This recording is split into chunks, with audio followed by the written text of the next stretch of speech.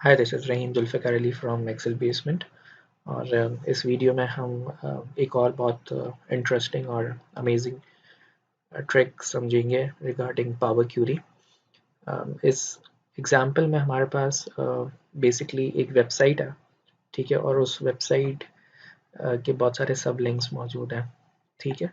और आपको पता है कि जब आप किसी वेबसाइट पे विज़िट करते हैं तो उसके कुछ मेन पेजेस होते हैं और फिर कुछ सपोर्टिंग पेजेस होते हैं जो डेफिनेटली जब तक आप उन ऑप्शंस तक जाएंगे नहीं, एक्सप्लोर नहीं करेंगे, तब तक वो नज़र नहीं आएंगे। सो मेन पेज में आपको जो मेन कैटेगरीज नज़र आती हैं, जैसे कॉन्टैक्ट अस का पेज होता है, अबाउट अस का पेज होता है, टीम्स का पेज होता है, ठीक है। लेकिन कुछ ऐसे पेजेस होते हैं जो 2 या 3 क्लिक्स करने के बाद ओपन होता है। तो उसी कॉन्सेप्ट को देखते हुए लेट सपोज कि एक वेबसाइट है और हमने उस वेबसाइट के बहुत सारे जितने भी उसके लिंक्स थे बेसिकली वो एक्सट्रैक्ट कर लिए एज अ डेटा, ठीक है। और अब हमें जो है ना क्लीन अप करना है, अब हमें इस डेटा को ट्रांसफॉर्म करना है। जो लिंक्स अननेसेसरी हैं उसको तो हमें यहाँ से ऑब्सोलीट कर देना है, डिलीट कर देना है। जैसे हमें अबाउट अस का पेज नहीं चाहिए, कॉन्टैक्ट अस का पेज नहीं चाहिए, ठीक है।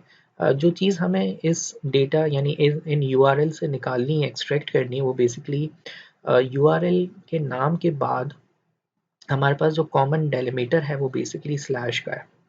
और उस स्लैश के बाद आपको यहाँ पे दो नाम कॉमनली नज़र आएंगे। The first one is cities और सेकंड वन इज पर्सन्स। तो अगर आप इस पैटर्न को देखें तो उसमें आपको पर्सन्स और सिटीज़ यानी यूआरएल के बाद आपको ये दो कैटेगरीज नज़र आएंगी, पर्सन्स और सिटीज़ की।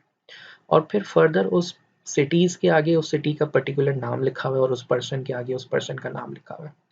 तो बेसिकली हमें एक कॉलम में जो फर्स्ट कैटेगरी है दैट इज सिटी और पर्सन्स वो लिस्ट डाउन करना है, और फिर उसी के आगे यानी नेक्स्ट कॉलम में हमें उस पर्टिकुलर सिटी का नाम और उस पर्टिकुलर पर्सन का नाम एक्सट्रैक्ट करना है फ्रॉम दीज यूआरएल्स।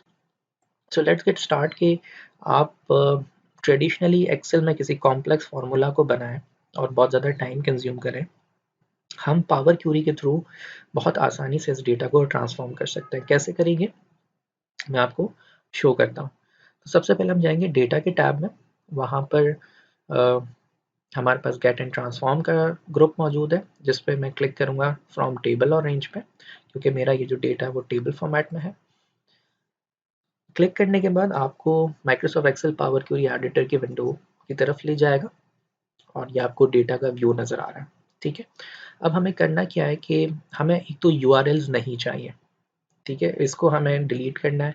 प्लस जो स्लैश के बाद कैटेगरीज हैं उनको स्प्लिट करना है into different columns with the help of a common delimiter. और हमने ये आइडेंटिफाई किया है कि इसमें स्लैश जो है वो कॉमन डेलिमीटर है। अच्छा, माइक्रोसॉफ्ट एक्सेल के अंदर आप टेक्स्ट टू कॉलम्स की यूटिलिटी को भी इस्तेमाल कर सकते हैं, लेकिन वो इतनी स्मार्ट और इंटेलिजेंस वाली नहीं है जितनी पावर क्यूरी है। मैं आपको यहाँ शो करता हूँ। इस कॉमन डेलिमीटर को स्प्लिट करने के लिए आप क्या करते हैं, सिंपली आपने इस कॉलम पे किया राइट क्लिक, आपको स्प्लिट कॉलम का ऑप्शन नज़र आएगा और यहाँ पर डेफिनेटली इस एप्लीकेशन के अंदर आपको बहुत सारे मल्टीपल ऑप्शंस मिलेंगे जो आपको नॉर्मल एक्सेल पे नहीं मिलते हैं।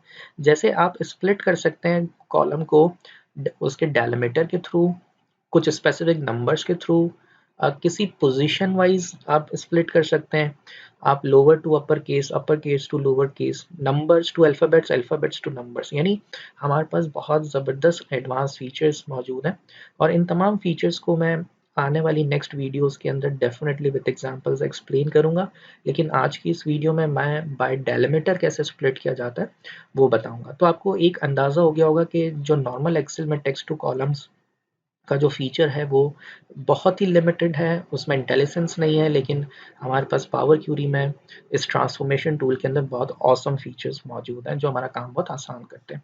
सो फर्स्ट एग्जांपल यानी बाय डेलिमीटर जो हमने आइडेंटिफाई किया दैट इज स्लैश, उसकी तरफ हम जाएंगे और इस डेटा को स्प्लिट करेंगे। तो मैंने सिंपली बाय डेलिमीटर पे क्लिक किया और आप देखिए आपको बड़ा ज़बरदस्त ऑप्शन यहाँ नज़र आता है जो नॉर्मली एक्सेल में नहीं मिलता।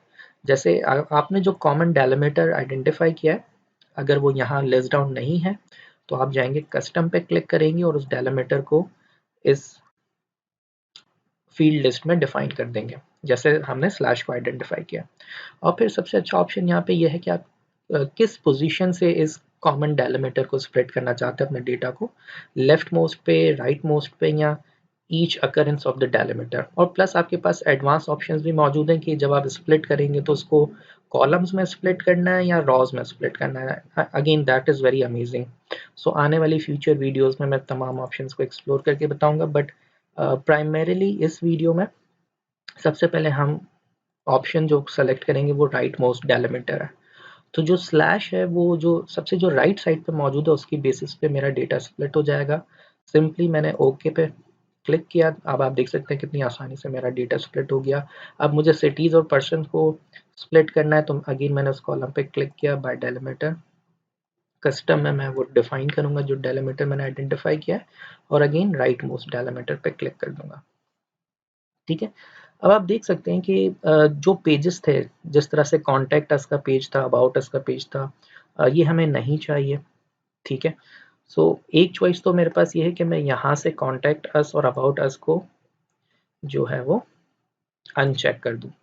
अच्छा, यहाँ पर अनचेक करने का मतलब ये कि इंटायर उसकी रॉ यहाँ से रिमूव हो जाएगी, हाइड नहीं होगी, रिमूव हो जाएगी। ठीक है। यहाँ फिर मैं इस पर्टिकुलर सेकंड कॉलम के अंदर जाकर जो मेरे पास यूआरएल लिखा हो रहा है, क्योंकि मुझे सिर्फ सिटीज़ और पर्सन्स को रखना है, यानी सिर्फ कैटेगरीज चाहिए मुझे। जब मैं ओके प्रेस करूँगा तो मेरे पास जो कैटेगरी का कॉलम है उसमें सिटीज़ और पर्सन है। इस कॉलम को रीनेम करने के लिए आप सिंपली इसके टाइटल पर डबल क्लिक करेंगे और इसको एक नेम दे देंगे। तो देखें, जितनी भी ट्रांसफॉर्मेशंस आप कर रहे हैं, आप एक चीज़ नोट करें कि राइट साइड पे आपके तमाम स्टेप्स रिकॉर्ड हो रहे हैं और एडवांस एडिटर में जो एम लैंग्वेज है वो जनरेट हो रही है। ठीक है जी। अच्छा जी, तो तीसरे कॉलम को भी हम रीनेम कर लेते हैं। ठीक है। अब मुझे इस वेबसाइट के एड्रेसेस को नहीं चाहिए अपने डेटा में, तो मैं सिंपली इस कॉलम को सेलेक्ट करके रिमूव कर दूंगा। ठीक है। और इसके बाद तमाम ट्रांसफॉर्मेशंस करने के बाद उसको क्लोज एंड लोड करूंगा ताकि ये डेटा क्लीन होके मेरे पास नेक्स्ट वर्कशीट के अंदर आ जाए। तो आप देख सकते हैं कि हमने कोई एक्सेल में कॉम्प्लेक्स फार्मूला इस्तेमाल नहीं किया। हमने बहुत ही built in features power query को इस्तेमाल करते हुए अपने डेटा को बहुत ही अच्छी तरीके से ट्रांसफॉर्म कर दिया। अब इन फ्यूचर अगर कुछ और मज़ीद लिंक्स यहाँ पर ऐड होते हैं, ठीक है, तो सिंपली आप यहाँ पर आपको इस ट्रांसफॉर्म डेटा पे जाना है और रिफ्रेश पे क्लिक कर देना है। अच्छा, एक और चीज़ कि इन फ्यूचर अगर यहाँ पर सिटीज़ और पर्सन्स के अलावा कोई और लिंक ऐड होगा तो वहाँ तो ये यहाँ पर ऐड नहीं होगा इस ट्रांसफॉर्म डेटा में। क्यों? क्योंकि आपको याद होगा कि हमने फ़िल्टर करते वक्त जो है सिटीज़ और पर्सन पे सिर्फ चेक लगाया था। तो ये भी एक बड़ी अच्छी बात है कि आपका जो डेटा है वो ऑटोमेट हो गया, कंट्रोलेबल है। अच्छा, इन फ्यूचर अगर आपको कुछ स्टेप्स ऐड करने हैं तो आप सिंपली क्या करते हैं, आप अगेन डेटा के टैब में जाते हैं और एक ऑप्शन आपको नज़र आता है क्यूरीज एंड कनेक्शंस का, और जो टेबल जो आपने ट्रांसफॉर्म किया आप उस पर करेंगे राइट क्लिक। इस कॉन्टेक्चुअल मेन्यू में एडिट का ऑप्शन है, आप एडिट पे क्लिक करेंगे तो अगेन आपके पास पावर क्वेरी एडिटर आ जाएगा जहां पर आप नए स्टेप्स को ऐड कर सकते हैं पुराने स्टेप्स को डिलीट करने के बाद। अगेन आपको क्लोज एंड लोड करना होगा ताकि वो क्यूरी आपकी रिवाइज हो जाए। ठीक है जी। सो आई होप ये टेक्निक आपको क्लियर हो गई होगी कि हमें एक कॉमन डेलिमीटर के थ्रू कितनी आसानी से इसको स्प्लिट कर सकते हैं। लेकिन एक बात याद रखिएगा कि इसमें और भी बहुत सारे ऑप्शंस मौजूद हैं, अमेजिंग टिप्स एंड ट्रिक्स मौजूद हैं जो नॉर्मल टेक्स्ट टू कॉलम्स में नहीं होती हैं। Thank you.